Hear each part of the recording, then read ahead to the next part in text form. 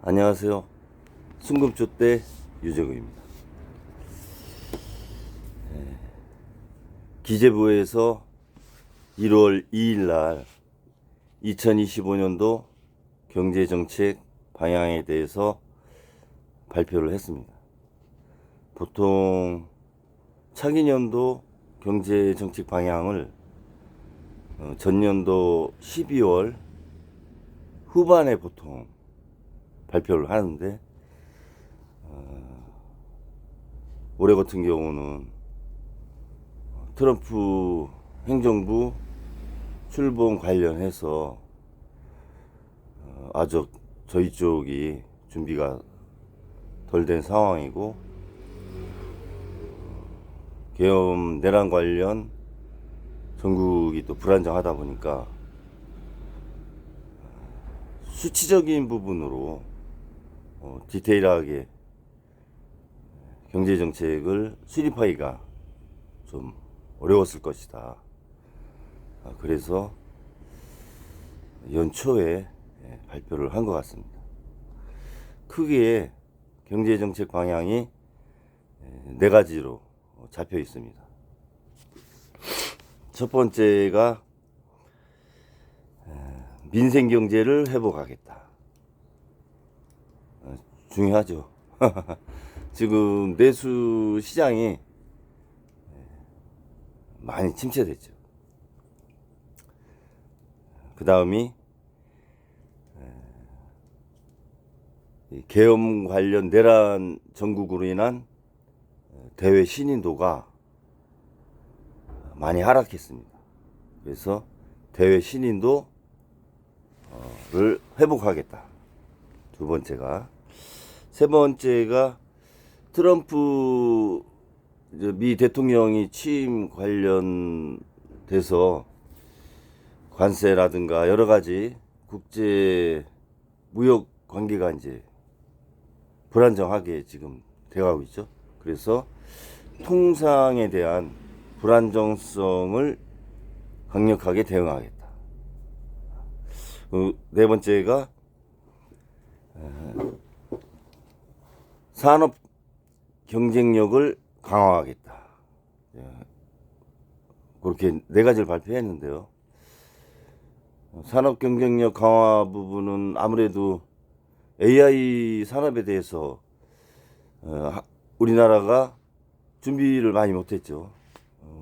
한 5년 정도 뒤처진 거로 봐지고, 제도나 법, 인프라 이런 것들이 상당히 준비가 안 돼 있습니다. 그래서 올해는 AI 분야에 대한 그런 미비된 부분들이 준비돼야만 지금 스타트업들이나 또 유니콘 기업 그리고 대기업들이 AI 시장을 넓혀 나가는데 바탕이 될 수 있는 거니까, 전국이 어려워도 이 부분만큼은 좀 잘 진행되길 바랍니다. 작년 연말에 이창용 한국은행 총재가 2025년도 우리나라 경제 성장률을 1.9%로 발표를 했죠. 기재부는 1.8%로 경제 성장률을 발표를 했습니다. 근데 1.8%나 한국은행의 1.9%가 지금 전국의 그 불안정성, 이 부분을 고려하지 않은 상태에서의 1.8%, 또 한국은행의 1.9%, 그렇게 발표를 했기 때문에 하방 압력이 취약한 상태죠. 그래서 그 이하로도 경제 성장률이 나타날 수 있고, 저는 개인적으로 작년도 4, 4분기에 선수출이 좀 많이 있었다, 이렇게 봐집니다. 트럼프 관세 정책을 피하기 위해서 일정 부분 관세를 피하기 위해서 미리 타국에서 수입한 그런 우리나라 입장에서 선수출이죠. 선수출이 일정 부분 있었다라고 볼 때 경제 성장률은 올해는 좀 더 어려운 부분으로 작동하지 않겠느냐 한 요인으로 그 부분을 한번 생각을 해봅니다. 지금 가장 우려되는 경제 지표가 첫 번째가 국가 신용 등급이에요. 국가 신용 등급이 하락되면은 여러 가지 면에서 위협이 다가오죠. 첫 번째가 채권이 발행하는 데 좀 어려움이 있습니다. 채권은 안정성이 높을수록 많이 선호를 하죠. 근데 국가 신용 등급이 떨어지면 안정성이 떨어진다는 거기 때문에 수요자도 적어지고 높은 금리를 줘야 유통이 또 되는 부분이 있어요. 그래서 국가 신용 등급은 트럼프의 관세 정책보다도 더 위협적일 수 있다. 그래서 국가 신용 등급이 하락되는 것은 반드시 막아야 된다. 이런 생각을 하고요. 그러기 위해서는 전국이 빨리 안정을 찾아야 됩니다. 그리고 두 번째가 이제 보여지는 게 환율인데, 환율은 KDI에서 상당히 우려를 표명했죠. 12월 말에 1,500원까지 가게 됐을 때 어려움을 겪는 기업들이 나타나서 제2의 외환위기까지도 올 수 있다. 이런 경고를 했어요. 그러니까 지금 뭐 1,470원에서 80원 사이에 있는데 이게 1,500원대로 가서 유지가 되면 더 이상 이제 가격을 맞추기가 어려운 거죠. 기업 입장에서 수입 원가가 높아지기 때문에 그랬을 때는 도산하는 기업들이 많이 나올 수 있다. 그런 우려를 표명을 했어요. 그래서 이 환율 부분도 일단 전국이 안정되면 저는 일정 부분 환율이 좀 안정이 더 될 수 있다라고 봐집니다. 그러니까 모든 상황이 전국 안정과 맞물려 있다. 그래서 조속한 내란 세력에 대한 엄단 이런 부분들이 빠르게 진행이 돼야 된다. 이렇게 봐집니다. 그리고 한 가지 우려되는 지표가 CDS라고 국가 부도 지수인데요. 이게 작년 2023년 1월 1일 날 27%였어요. 근데 1월 2일 날 37%까지 이게 왔어요. 37%. 37.8%? 38%대까지 왔는데 10%가 오른 거는 아주 많이 오른 겁니다. 거의 뭐 40%라고 하면 한국은 국가 부도 위험이 높아서 보험료를 더 많이 내야 되는 상황이 되는 거죠. 그런 의미가 있는 거죠. CDS라는 게. 그래서 이러한 지표들이 보여주는 게 서서히 경제가 침체 또는 어떤 위기 상황으로 가는 신호 아닌가. 저는 그게 이제 우려가 되고, 가장 우려되는 것은 지난번에도 말씀드렸지만 환투기 세력, 헤지펀드, 난 또 다른 세계 펀드라 큰 대규모 펀드라든가 이런 국제 펀드들이 우리나라가 상황이 어렵다라고 판단을 하고 우리나라 환율 시장에 개입을 하면 과연 막아낼 수 있을까?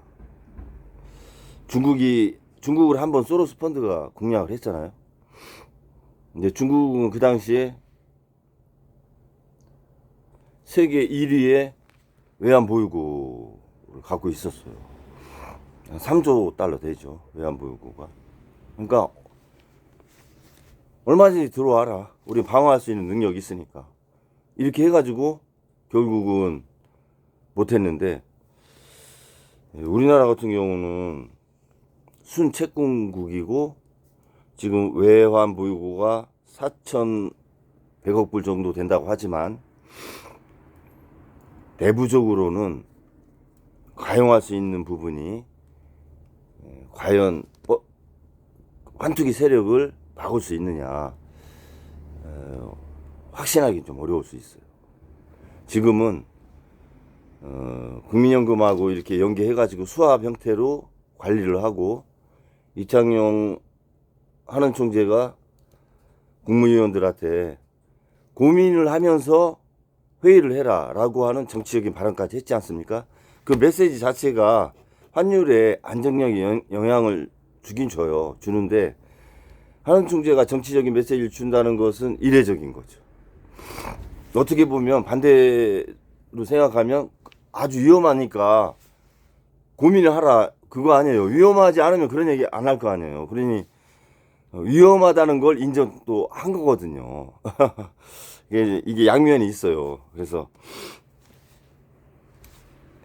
이 세 가지 지금 말씀드린 거, 이런 부분을 관리가 좀 되지 않으면 위기에 처할 수 있다, 경제가. 이런 생각이 들고요.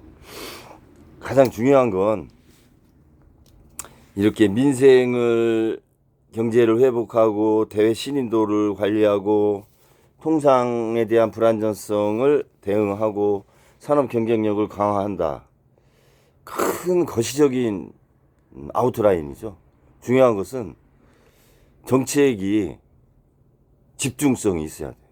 그러지 않으면 흔히 얘기하는 승수 효과가 없어요. 지금 상반기에 75%를 677조 원 아니에요, 예산이. 75%를 배정을 해놨는데 작년에도 75%를 배정을 해놔서 조기 집행을 했어요. 그래서 1, 4분기에 작년에 1.4% 상승하고 2, 4분기에 0.2% 상승하고 0.1% 상승하고 3, 4분기에 0.2% 마이너스 성장을 했잖아요. 그러니까 결국은 승수 효과를 내지 못했다. 1분기 선거가 있어가지고 건축 분야에 많이 세수를 지원해가지고 경제 성장률을 올렸지만 2분기, 3분기는 0.1 오르고 0.2 내리는 이런 상황이 된 거 아니에요. 그래서 상반기에 조기 집행한다는 것은 경제를 상반기에 안정을 확실하게 찾겠다, 내수를 활성화하겠다는 건데,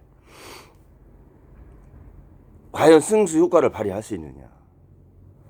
10이라고 하는 인풋을 했으면 이게 30이나 50이라고 하는 효과를 내야 되는데, 그러면 승수 효과가 3이나 5가 나오는 거 아니에요? 근데 10을 인풋했는데 10이 나오면 1이고 5 나오면은 마이너스 50% 아니에요. 지금 우리나라 경제 베이스가 제가 볼 땐 10 나오기 어려운 상황이라 이거지. 투자 승수가 나올 수 없을 만큼의 지금 내수가 침체되어 있고 여러 가지가 어려운 상황이라, 뭐 속된 얘기로 밑빠진 독에 물 붓는 상황이 될 수도 있어요. 그 대표적인 게 부동산 아니에요. 부동산에 지금 지원을 해준다고 해서 부동산이 오르지를 못해요.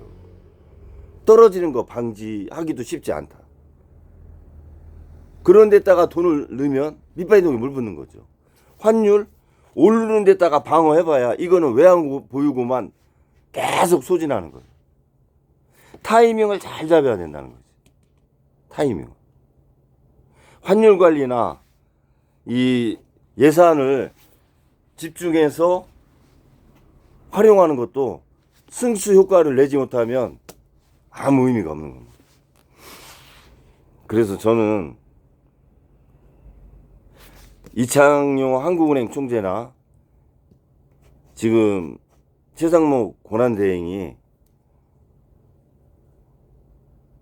저성장기를 경험하지 못했다고 제가 누차 말씀드리는데, 그래서 시행착오가 없길 바래요. 저성장기에 정책이 분명히 있다는 거지. 환율이든 재정을 쓰는 시점이든 금융 방법이든 여러 가지 방법이 타이밍이 있다는 거죠. 저성장기에는. 그리고 감세 정책을 지속적으로 유지하는 게 좋은 것인지, 또 긴축 재정을 지속적으로 가는 것이 좋은 것인지, 그것은 명확하게 분석을 해볼 필요가 있다. 지금 민생 안정을 하기 위해서, 회복하기 위해서 18조 원을 투입하는데 18조 원을 어디서 이게 확보를 하느냐. 추가 추경을 하겠다는 게 아니에요. 돈 안 쓴 곳, 또 돈이 조금 남아있는 기금, 이런 데서 걷어가지고 18조 원을 마련하겠다는 건데, 이거는 뭐 이쪽에 있는 벽돌 이쪽으로 막는 거 아니에요. 이쪽에 물 새니까 물 안 새는 벽돌을 갖다 막는 거밖에 안 된다는 거지. 추경을 안 하겠다는 것은. 글쎄요, 추경을 계속 안 하는 거로 해서 지금 2년 반 넘게 왔잖아요. 이 부분도 한번 생각해 볼 필요가 있다. 그나마 국가가 재정이 제일 나은 상황이에요. 기업, 가계보다. 그러면 국가가 유동성을 조금 시장에 푸는 것도 한 가지 방법이다. 그런 생각을 해봅니다. 벽돌 갈아 끼는 거로 민생 회복이 될까 좀 우려가 많이 됩니다. 아무튼 주식시장에서 제가 33조 샀는데 21조가 빠져나갔어요. 그러면은 12조 정도 더 빠져나가야 증권시장에서 외국인들이 팔만큼 파는 거고, 채권시장에서는 17조 원이 빠져나갔어요. 채권도 많이 빠져나갔어요. 우리나라가 WBGI 세계 채권 그 협회 기금에 작년에 선정이 돼서 실질적으로 채권이 유입되는 게 올해 11월부터 유입이 돼요. 이 금액이 4천조니까, WBGI가 4천조니까 2.2%죠. 그러면 80조 원 정도의 효과는 있죠.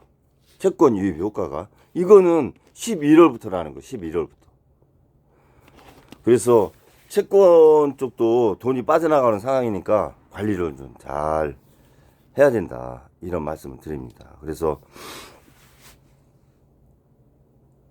정책이 집중성이 중요하고 투자용 승수가 나는 그러한 시점의 정책, 저성장기에 그런